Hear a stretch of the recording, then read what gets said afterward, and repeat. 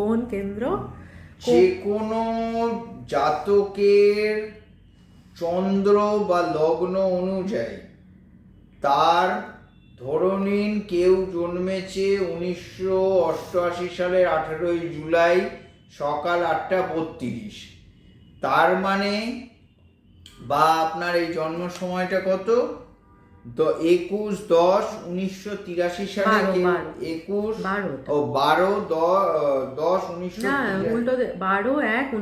12/1/1983 সালে ধরুন কেউ জন্মেছে, সাপোজ একটা টাইমে, তাহলে তার আমরা লগ্ন ধরছি ওই সময় অনুযায়ী, সময়টা হচ্ছে 1:42 সময় অনুযায়ী বৃষ। আমার তার লগ্ন বেরোচ্ছে বৃষ লগ্ন যদি হয় তাহলে দ্বিতীয় ঘরটা হবে মিথুনের ঘর। মিথুনের ঘরে কে বসে আছে সেটা বড় কথা নয়।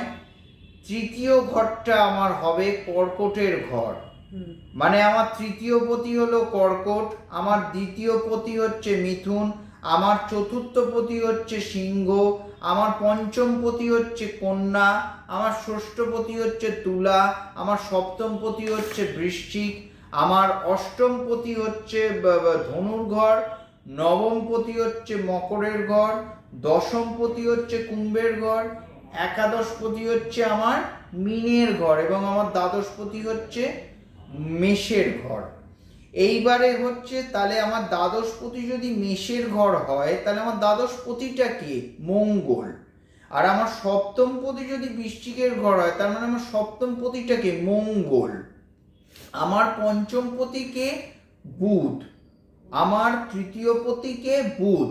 এইবার ঘটনাটা হচ্ছে সেই বুধের ঘরে যদি বৃহস্পতি বসে থাকে বা যে কোনো গ্রহ বসে থাকে তার মানে সে আমার পতি হলো না, সেই গ্রহটা ওই ঘরে অবস্থান করেছে,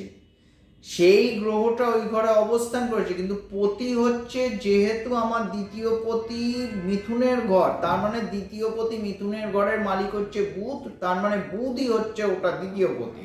তৃতীয় পতি হচ্ছে আমার চন্দ্র, তার মানে চন্দ্রই হচ্ছে আমার তৃতীয় পতি।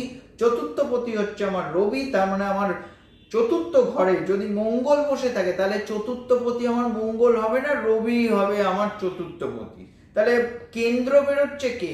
ওই রবির ঘরটা কেন্দ্র, বৃষের ঘরটা কেন্দ্র, আবার 7 নম্বর ঘরের যে মালিক সে হচ্ছে কেন্দ্র, আবার 10 নম্বর ঘরের যে মালিক অর্থাৎ যদি শনি থাকে বৃষ লগ্ন অনুযায়ী তাহলে শনি হচ্ছে কেন্দ্র।